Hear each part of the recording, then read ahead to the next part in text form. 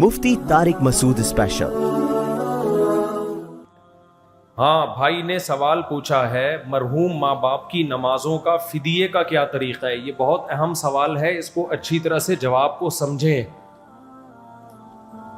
لوگ کیا کرتے ہیں، والدین میں سے کسی کا انتقال ہو گیا تو ان کی ساری زندگی کی نمازیں کاؤنٹ کرتے ہیں کہ کون کون سی نمازیں انہوں نے نہیں پڑھی ہیں، پھر علماء کرام سے رابطہ کرتے ہیں کہ حضرت میرے والد کے ذمے مثال کے طور پر 3000 نمازیں تھیں، تو کیا شرعی طور پر ان کا فدیہ مجھ پہ دینا لازم ہے؟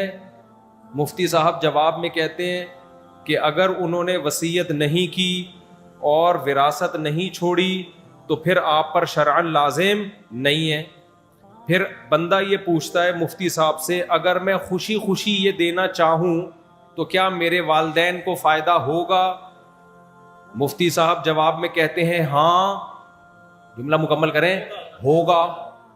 پھر جو پوچھنے والا ہے وہ کہتا ہے میرے ذمے لازم تو نہیں ہے، لیکن اگر میں دوں گا تو امید ہے میرے والدین سے عذاب ہٹ جائے۔